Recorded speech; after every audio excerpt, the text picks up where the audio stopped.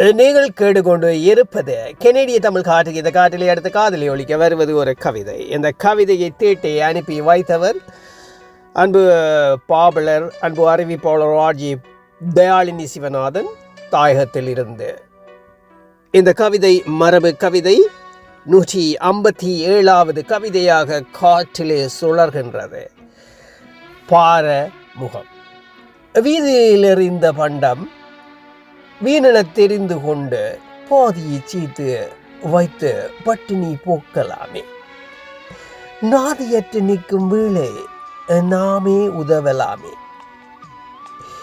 எதில் வாழ்க்கை கண்டேன் எப்படி விலகி போவாய்.